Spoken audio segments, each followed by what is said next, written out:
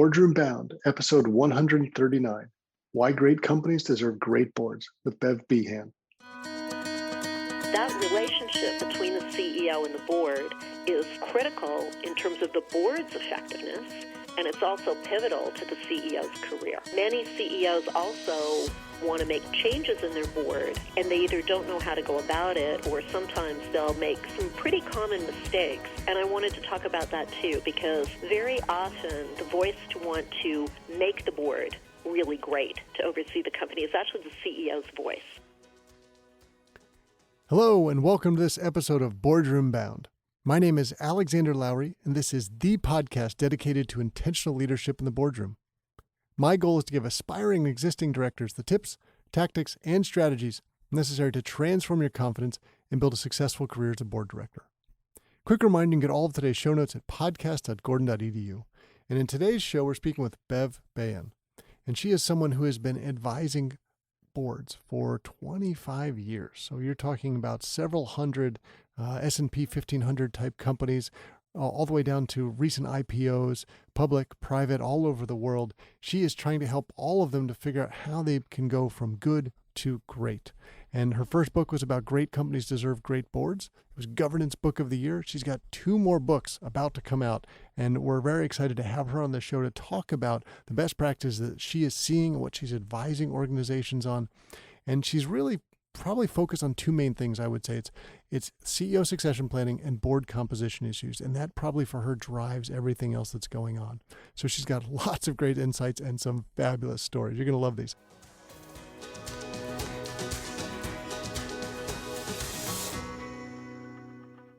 Before we jump into today's show, I'd like to share a message from our sponsor about director certification. Want to join your first board, or are you looking for additional board seat opportunities? In either scenario, be sure to be disciplined in your approach. Now, through the Becoming an Exceptional Board Director Candidate Coaching and Certification course, you get both modern board director candidate packaging and modern board operations knowledge integrated within one program. Remember, the key to landing additional or your first board seat is in your packaging. Make the effort to do it right. Program graduates also receive their globally recognized International Board Director Competency Designation upon course completion. It's designed for individuals and groups. You can learn more at bit.ly/IBDC-D. That's bit.ly, bit.ly/IBCDC-D. And now let's jump into the show.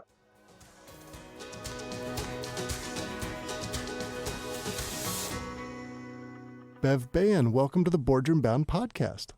Hi, Alexander. Thank you so much for inviting me. Well, delighted to have you today because the material that you have built previously in your first book and the next 2 that are coming out are all super relevant to the audience and everything that we're talking about and people wanting to learn. Plus, you are an advisor to so many great companies, and I'm sure you have lots of great war stories without naming any individuals and companies that we'll be able to talk through today. So I'm excited to share what you're doing with our audience, but I don't want to get ahead of myself because I can get overeager at times. Let's sort of back it up and do a little bit before you got to this position today where you are helping all of these organizations to be their best selves in the boardroom. How did you build up to this in your career? Well, I guess a long time ago when I was an impressionable young lawyer, I worked at an airline, a global airline based in Canada. And that airline went through a very difficult period. And as a result, this company no longer exists. 40,000 people lost their jobs. This company had a board filled with marquee name directors, and I very much blame the board for the demise of that company. You might say, why do you blame the board for that? Many companies go out of business, and it's not necessarily the board's fault. This board made 3 really tone-deaf decisions that sounded the death knell for this company. And one of the things I think with it that sets the context is that because the company was coming out of the first Gulf War, so I'm really dating myself there, in Canada you can't use Chapter 11. So once we filed for CCAA, we were out of business, and a group of employees had started an initiative to do a wages for stock deal. And I was part of that team. We negotiated salary cuts of 5 to 20%, and basically all of our employees became shareholders. And that, I think, is important context because they were a little more sensitive to the board. And it's within that context that the board did three things that were very tone deaf. Number one, they gave the CEO a raise. And people found that out when they read the proxy circular. Yeah. And the raise was about 18%, which, covered almost everything he was giving to the stock for wages deal. So our employees were absolutely livid. We had a wildcat strike at, I think, the Toronto airport. The place was a mess. So then the board did something even worse. They sent a letter to the homes of every employee of the company. Now, you might think that they might have, and this is signed, photocopied, obviously, by all of the board members. You might think that they would have said, gee, we made a mistake. We realize you're all shareholders. We're real sorry. No, it didn't say anything like that. What it said was, we defend our decision to increase the CEO's pay. He's been under a lot of stress. You need to stop criticizing the CEO and the board, and you need to be glad that you have a job. Ooh. Well, yeah. So you can only imagine the reaction of that. And, of course, when you run an airline, your 2 units of cost are fuel, which you can't control, and labor. And, of course, you can imagine the labor negotiations after that. Right. So the third tone-deaf decision is the CEO had become a real lightning rod for the employees. They decided they finally had to get rid of him, and they hired a new CEO who, this is an airline, okay, whose background was in commercial real estate. Perfect fit. Perfect. Where did they find him? Well, it turned out this commercial real estate company was in the same office tower as the headquarters of the airline in Calgary, Alberta. So it appears they met him in the elevator or the lobby. This is just to give you some context, Alexander. This is the very time at which, David Bonderman, the head of TPG, is at Boeing negotiating with Gord Bethune to go take Continental out of bankruptcy, and our directors are in the elevator or the lobby finding the commercial real estate guy. So the bottom line is, this company, needless to say, did not do well under the leadership of the commercial real estate fellow. The whole thing was sold basically at a fire sale price to our main competitor, Air Canada. 40,000 people lost their jobs, and I got real interested in boards. And I had gone back into private practice as an attorney, and I was working with boards of some other companies at the time on legal issues. And frankly, they also had some impressive directors, but they were every bit as lackluster. Perhaps didn't make quite those mistakes, but it was a country club. And I was so disillusioned because, to me, a board was where the buck stopped. A board was where all these accomplished, smart people put their shoulder to the wheel and tried to make a real difference in the success of the company, and I wasn't seeing any of that. So about 2 years later, a report came out of the Toronto Stock Exchange, and it was called Where Were the Directors? And, Alexander, this was a scathing rebuke of the state of corporate governance in Canada. And I read this report on English Bay Beach in Vancouver like it was a dirty novel. And I'm plowing through it, and my friends are like, what are you reading? And I said, I'm reading this corporate governance thing. And they're like, girl, you got to get a life. And I said, you know what? I think I found a life. This is what I want to do, because it wasn't just these few boards I've seen. They are legion. And I really want to work with boards and try to make them all that I think that they should be, because I don't want another company to have a board like the one at that airline. And I've now had the privilege of doing that for 25 years. I get to work with really smart, accomplished, successful people who want to make a difference, and I get to help take those boards to the top of their game. And that's essentially my job, to try to find ways to make good boards great, keep great boards vibrant, and if the board's lackluster or dysfunctional, to find out what's at the root of that and address it so that the board genuinely becomes an asset to the company. So I love it because it's important work, and I get to work with great people. And so I've done it since 1996. So it's almost 25 years. Started in Canada, working with a board of a large Canadian bank, got transferred to New York as a partner with Mercer Delta Consulting in 2000. Then was the head of the global board practice for the Hay Group for a short time, and about 10 years ago started my own practice, board advisor out of New York, and have worked with about 200 boards, mostly S&P 1500s, mostly listed companies, public companies, but have had the privilege of working with boards in the Middle East, Latin America, Asia, and of course Canada and primarily in the United States. Well, Bev, I love your call to action about wanting boards to be better. And I think, unfortunately, there will be never-ending supply of business. I mean, even if we look at some of the biggest and best companies and the scandals that we've seen in the last few years, from Volkswagen to Uber to CBS Viacom, like there's always going to be a need for boards to have some help. And that's not necessarily just bad boards, right? Good boards that want to get better is also some of the stuff you're talking about. And so I love the mission you're on. I love the journey. And I know it's sort of, I'll use the word pivoted a little bit, because if I think back to the first book you published, which, had rave reviews, I remember the fact that it was, Governance Book of the Year back from Directors and Boards magazine. And that was about great companies deserving great boards. So maybe talk us through that philosophy of what you're doing, how you're spending your time back then, and we can get to sort of the new approach that you're sharing with some of the books you have about to come out now. Sure. Well, I still believe great companies deserve great boards. I think that's fundamental to, my own philosophy and that of many of my clients. In the new book, I talk about board members and particularly chairs that are either champions or self-preservationists. And, most of my clients are champions because they truly want their board to be all it can be. And so that's always been, I think, the core of how I see boards and how I want to work with boards. For me, the lockdowns of COVID had a silver lining, which is that I've been extremely busy the last 3 years. Board evaluations, director evaluations, many boards are looking to upgrade these processes because in most cases they're, box ticking, squandered opportunities, and in fact they can be a silver bullet. And so, you've got sophisticated, smart people on boards, and they deserve so much better. And increasingly, we're seeing governance chairs, board chairs saying they want to use that process and have a lot more impact and make it far more worthwhile.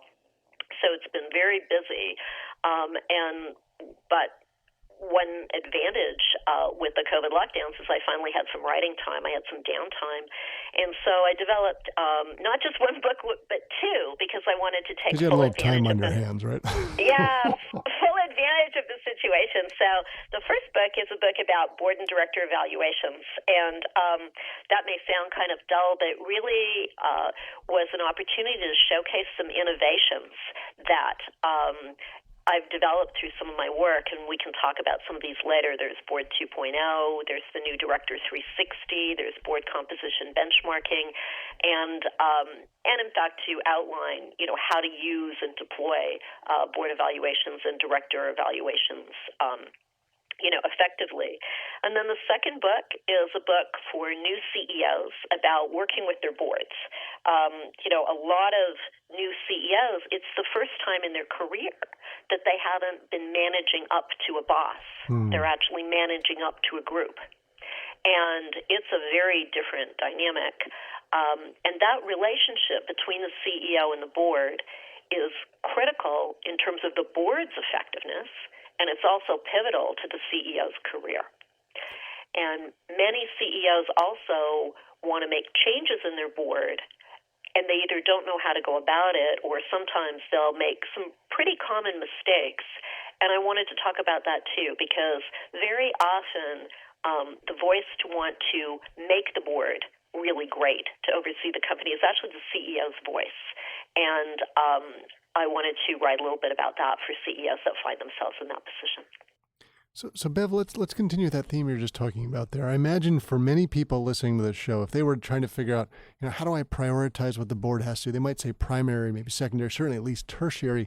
It's related to the CEO. It's about finding that CEO and bringing them on board, nurturing them during their time at their company, and perhaps replacing them for a variety of reasons, whether retirement or fired, et cetera, et cetera.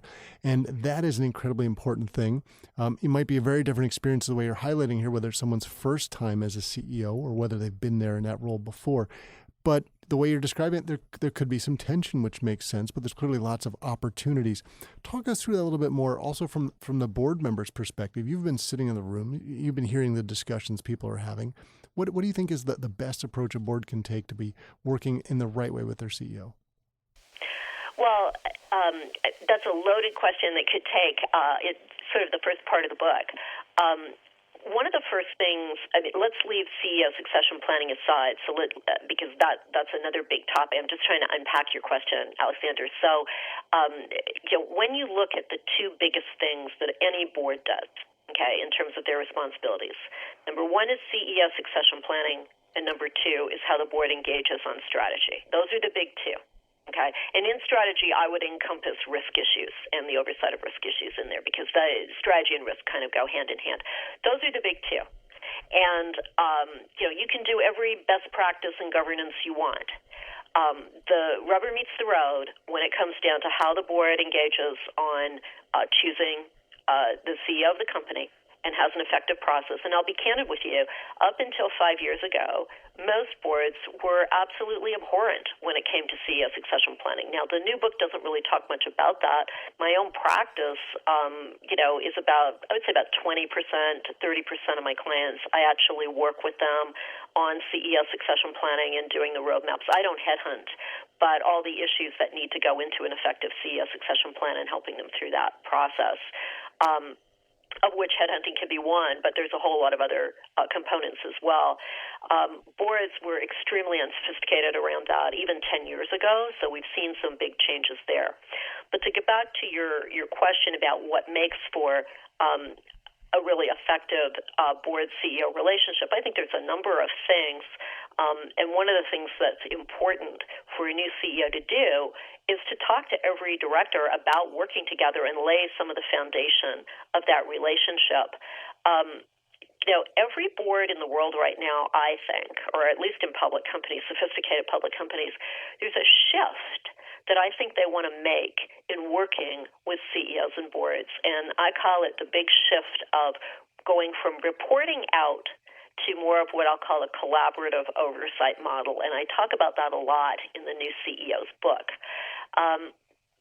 Normally in a board meeting, the CEO and the board will present, here's our proposal, and then the board sort of kicks the tires. Okay, they ask a few questions, they test a few assumptions. Have you thought this through? What about this? This looks like a risk to me. Okay, but how it's presented is, it's a reporting out kind of format. And you're using your board to some extent almost as an audience. And if you've gone to the effort to put really talented, accomplished, successful people on your board, you want to leverage that a whole lot more. And the big shift that I think many boards want to make is to go away a little bit from that reporting out model. That's fine for updates and things like that. But on the big, impactful decisions, it should be much more of what I call a collaborative oversight way of engaging. And I think a CEO who understands that and puts in place the prerequisites, because there's 4 or 5 prerequisites you need to make that work, that will be an absolutely dynamic and incredibly valuable board CEO relationship. And I really think that's where boards are heading as we go into, the third decade of the 21st century. So no question we can do a lot of those things better. And there's that fine line that I know I hear from people who listen to the show often are trying to figure out between board and management, right? So if we go back 20, 30 years from maybe when your story was first taking place at the airline, if management was presenting something and the board asked more than 2 or 3 questions, people go, oh, you're crossing the line here. You're getting over into management space. Please be careful. Stay in, know where you're supposed to be. And these days, it's a lot more blurry with some of the scandals that we've seen. So trying to set up a CEO for success, especially a first CEO where you are there to provide the right amount of information and feedback and guidance, it's tricky not only for the CEO, but for the board members. What are your thoughts on this? Well, I think micromanagement is a really interesting topic, and in fact, the very first chapter of the new CEO's book, I use a model where we talk about not only that reporting out to collaborative oversight model, we look at short-term and long-term micromanagement. Okay, why do boards micromanage? Well, some of them honestly don't know the line between governance and management, and to me, it's really if you have a good chair or a good lead director, if the CEO is also the chair, who can help navigate that. That's usually the best antidote I've found to the problem. But boards micromanage for a number of reasons, and one is that they lose confidence in the CEO, right, or they feel that the CEO is not being forthright with them. And so they start asking a lot of really sort of picayune details because they're trying to trip up the CEO and find what he or she is hiding. Okay, because they don't trust them anymore, or the financial performance has been way off, and they start to micromanage. Okay, and so if you've inherited a board that's either fired your predecessor, or your predecessor as CEO has quit because of a sustained period of unhappiness between the board and the CEO, you probably inherited a board that has a history of operating in kind of a micromanaging mode. And one of your biggest challenges, if you're a new CEO that's inherited that kind of board, is to spend the first 6 to 12 months really restoring the board's confidence, okay, that you're being open and you're being upfront. The old adage, don't surprise the board. Well, that's absolutely non-negotiable if you've inherited a board that's been micromanaging because of a lack of confidence in your predecessor. Mm-hmm. Okay? If you do that right, Alexander, at the end of about a year, the board should have readjusted itself. And one of the things I talk about in the new CEO's book as well is to work with your either non-executive chair, lead director, whoever runs the board meetings, to intervene at times. Because when a CEO intervenes and talks about micromanagement, they sound defensive. And so you want somebody else doing that. But if you've inherited a board with a history of micromanagement because they've lost confidence in your predecessor, it takes time to navigate them back. So that makes a lot of sense. And I like the way you're describing it for the board to think about, the best roles that they can be in to support not only the CEO, but the entire organization. And so, Bev, I'm conscious the 2 books are coming out, and the other one's about the evaluations of the board and director. And I would appreciate your thought on this. When I talk to some directors on companies, I get 2 different mindsets about evaluations. There are some that have been used to being evaluated their whole career. And when you are moving up in the executive ranks, becoming a C-suite, you're getting a scorecard. You know how you're doing. Your bonus is a big reflection of that in many ways. And you get up to the board and sort of like, well, how does that stop? Where did that happen? Why is there nothing here? And on the flip side, other people are like, I don't need a scorecard. I'm on the board because I've delivered this and I've been that and I've been this CEO and I'm successful and I don't need to be doing that scorecard stuff. So I always find it interesting that there's not a uniform philosophy around it. How do you begin to tackle this problem of, in order to bring in the opportunity to make boards better? Clearly they need feedback and some guidance. Evaluations can be really helpful. How do you deal with some of those mindset issues? Well, first of all, a scorecard is garbage. And if that's what your board is using, no one should waste their time with that. That's a complete waste of the time of a sophisticated director. Your board deserves better. I don't think of board evaluations as a report card. If you have a really good board evaluation process, it should set up a constructive discussion by the board where they acknowledge, hey, here's what we're doing really well. These are some important contributions that we made. And these are the areas where we as a board could be doing something different that would make us even more effective. Now, that's an impactful, useful thing. These scorecards, they're just a waste of time. And these scorecards where people are circling scores and they have this laundry list of write-ins, they're completely useless. So I completely agree that if that's the process that the board's using, they shouldn't be wasting people's time with that. I talk about board evaluation that it can either be a squandered opportunity, and that's exactly what it is with the scorecard approach, or it can be a silver bullet.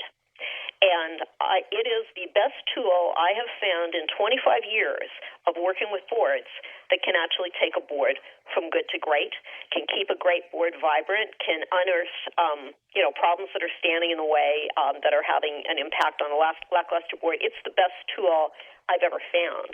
And why is it so useful? The way I do it is I interview everybody on the board and the people in the senior management team. I create protocols that are highly tailored, to the issues that this board's really dealing with. So it's not some cookie cutter thing. And people love having these conversations. Directors are really smart. They've thought about these issues before they come to the discussion, and they raise all kinds of great issues. The more engaged the board gets, sometimes the action plans are 8 or 10 items long. And they're so engaged that, number one, it creates a bias for action because they want to see what did everybody else have to say. And when you get into a discussion about this with the whole board, they've already figured out what they want to do to solve half the problems. And these aren't insignificant things like let's have the compensation committee after the audit committee meeting. I would say 3/4 of the board evaluations I get involved in result in some changes to the composition of the board. I would say 2/3 of them raise issues with the board pre-reading packages, with the management presentations in the board meeting. And I would say well over half, probably more like about 65%, have to do with one of the big two, either CEO succession planning or board engagement and strategy. And the board evaluation serves as sort of a fulcrum to get these issues out on the table and have a really robust discussion around them where people are very engaged and make some good decisions that takes the board up a notch in all of these areas. So it's a very different concept. So I love what you're talking about. And let me just throw a spanner in the works here, and let's see what happens with this. There are some organizations where the CEO is also the chairman. So JP Morgan is my prior role. Jamie Dimon, I would say the smartest banker of his generation, holds both roles. Maybe he could handle that. I don't know that I think everybody who has both of those roles does. It changes the dynamic in the boardroom. I'd love to hear your thoughts on this. So I think a lot of people are very hard and fast about, you must separate the roles. It's like bad governance. Okay. In a perfect world, I think it's better to separate the roles. But that assumes that you have a highly effective chair. And often you don't.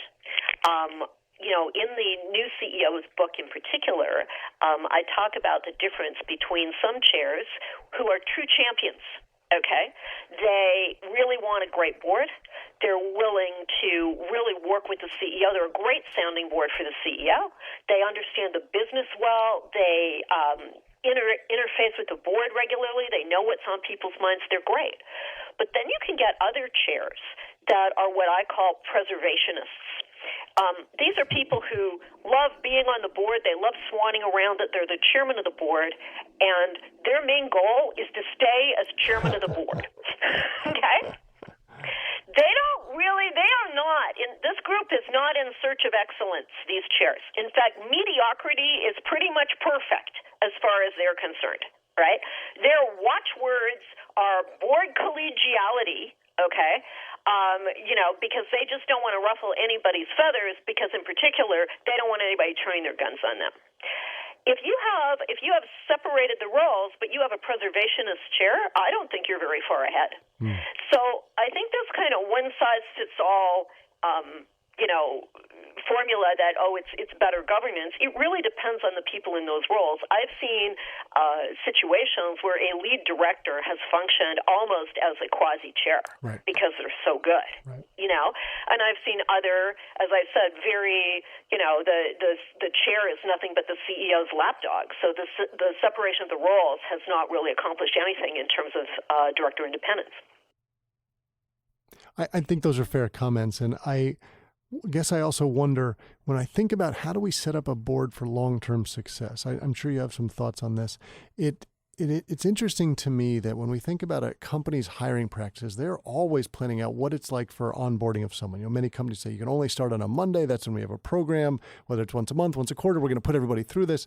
And I talked to some board members, and there was one person who told me she's on her second public board company. She was comparing it to the first time she landed on the seat. And she said, well, the new lead director, he calls me before every meeting, calls me after every meeting, and he'll probably stop after, I don't know, a year or two, but he wants to see what I'm doing. Is everything comfortable? Is it up to speed? And he talks to other board members regularly. He's like, the first one, I don't think I ever heard from him. I don't think he knew what my name was.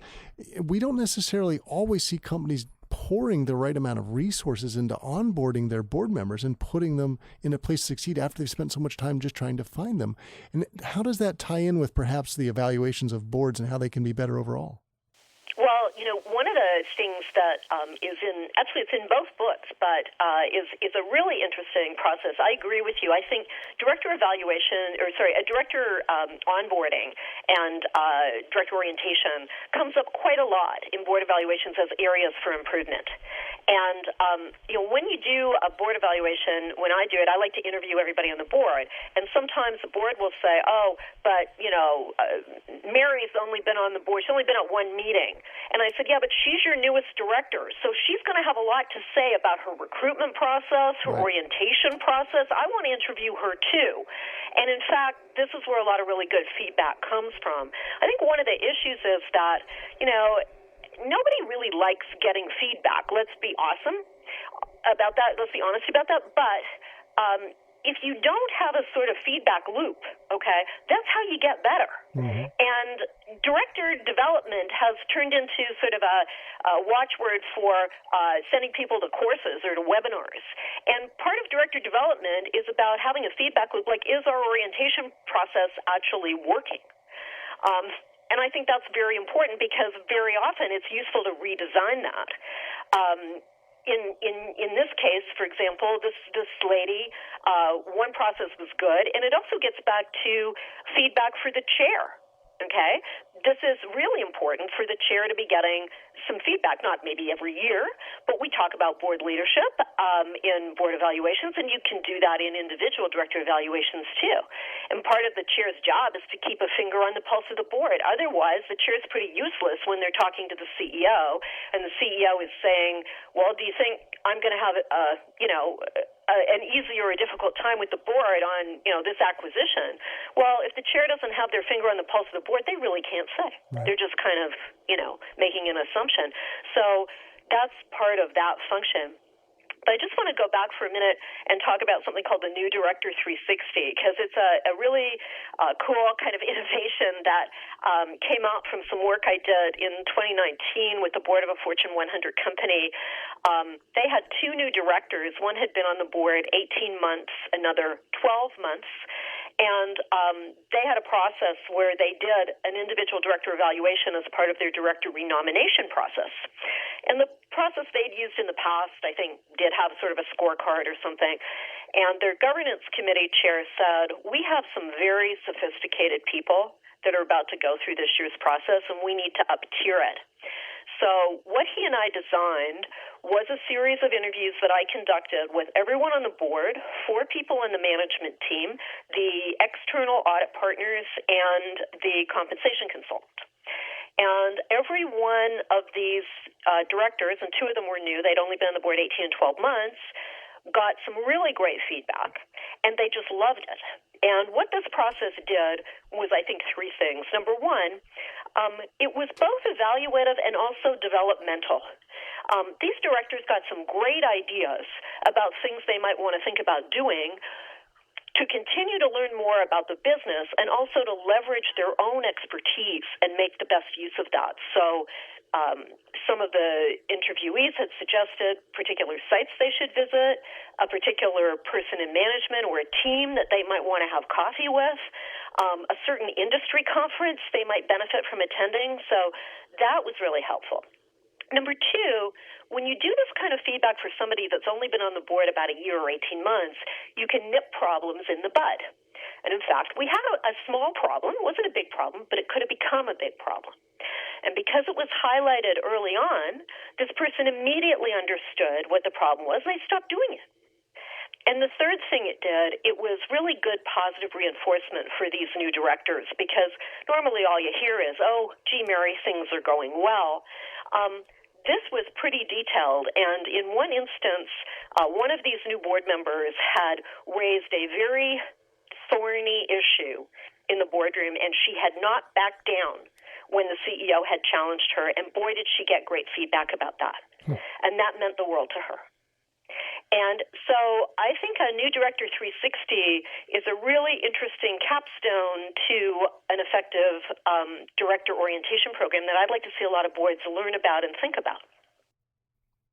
Well, Bev, I can see you have used your time well during the pandemic to focus on this and the great value that you'll be bringing out to people with 2 new books coming out, very exciting and lots of great content. And I can see why you're advising 200 different companies and organizations and people around the world to help them bring their best selves. People spend a lot of time, money, and energy to try and put together a good board and trying to keep that, whether it's good, getting to great, or getting to fantastic, right? That's something we're all aspiring to. So congratulations on the 2 books coming out. And I know you were talking we were talking before the show started about a little bit of a teaser opportunity you were suggesting for the book, right? For people to get a bit of a taste. Yes. I'm just in the throes of finishing the manuscript on the new CEO's book, and there's one chapter in there that I've had a number of people just love. It's called Building a Board-Worthy Executive Team. And I'd be happy to share that chapter with your listeners in a PDF version, and obviously at no charge. And so if you want to email me at beverly.behan, that's spelled Behan, at boardadvisor.net, or go to my website, which is www.boardadvisor.net. You can get in touch with me, reference this podcast, and that you'd like the chapter, and I'll be happy to send it to you. I'd love your feedback on it. Well, I know our audience are voracious readers in the boardroom, so there's a great opportunity to get a preview of a fantastic book. And I will say I've got one of the copies right here in front of me, and I've enjoyed reading it myself. So congratulations on the 2 books coming out. Thank you for not only previews of those, but all the insights that you gave us today. And Bev, it was a pleasure to have you on the show, and we appreciate you helping all of us to be boardroom bound. That's it for this episode of Boardroom Bound. I really enjoyed chatting with Bev Behan. It was wonderful hearing her stories about what inspired her to get into the board space and the value that she's been able to have since. You could just feel the passion that she has for this and how much she loves helping the boards to be most effective, the CEOs to work with the right boards, the CEOs to be effective, and you can imagine the results that has for the companies that she's working with. And remember, if you head over to podcast.gordon.edu, you will find links to everything we talked about today, including a free chapter to one of Bev's 2 new books. And please note that the Boardroom Bound team and I are so proud to be your go-to podcast for all things that connect, prepare, and empower you to land a board seat. Be sure to subscribe to this podcast so you don't miss any of the high-quality content we're bringing to you every Wednesday. Thanks for joining me today. I can't wait to share more stories and strategies from brilliant business minds with you again next week. Remember to keep tuning in to be Boardroom Bound.